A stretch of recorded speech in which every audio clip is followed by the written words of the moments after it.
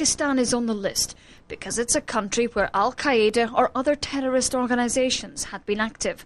In a statement it said, registration wasn't meant to be a dragnet.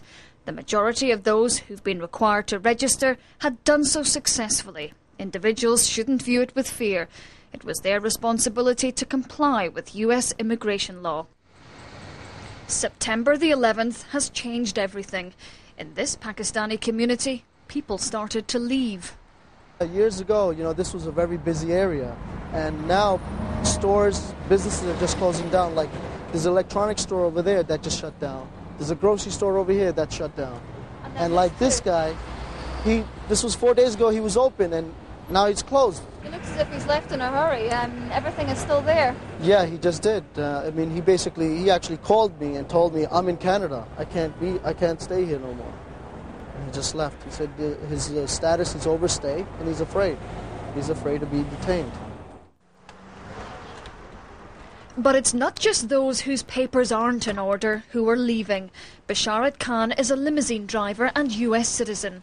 He doesn't like what's happening and wants to give up the American dream. 17 years ago, I came here. I work at the bagel store, like a grocery store, and I make up my family very happy, saving some money and work hard.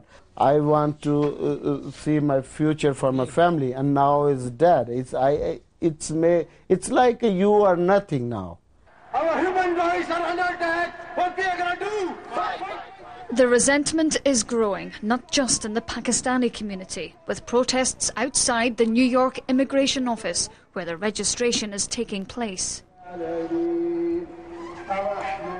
And prayers too. For the US authorities, it's a difficult balance to strike. But the new reality for those seeking to build a better life here is that with security now the overriding priority, this great nation of immigrants may not be so welcoming anymore. Emma Simpson, BBC News, New York. Our Islamabad correspondent Zafar Abbas asked Pakistan's foreign minister about the need for Pakistani nationals to register under America's new immigration policy. We feel that Pakistan should not be included for more than one reason. First of all, we are a frontline ally in fight against terrorism. And we need public opinion on our side so that there are no unnecessary pressures on the government of Pakistan. So what we are asking the US government to do is that, first of all, take us off the list. But until you take a decision regarding that, please at least exempt certain categories from registration. Would you agree with the assessment of many people in Pakistan that the United States had not been fair in dealing with its trusted allies like Pakistan? In any relationship, the closest relationship, there will be ups and downs, there will be problems. Of course there are problems.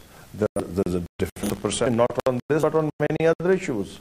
As friends of the United States, we'd be pointing out some of our reservations even on other issues.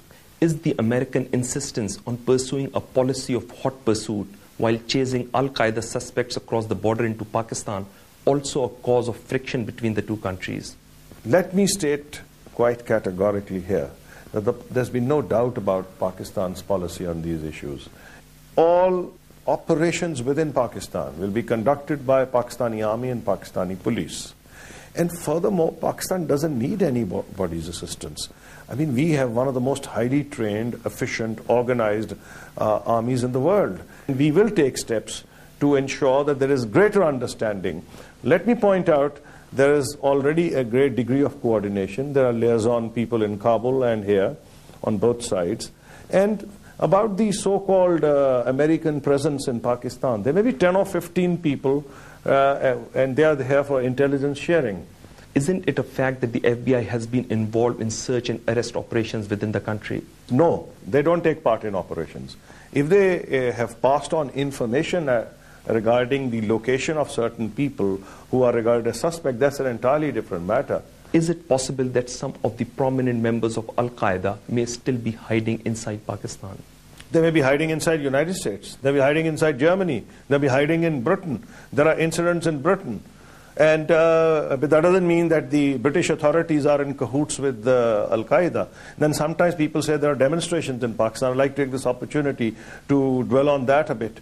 There was a demonstration of 500,000 Italians.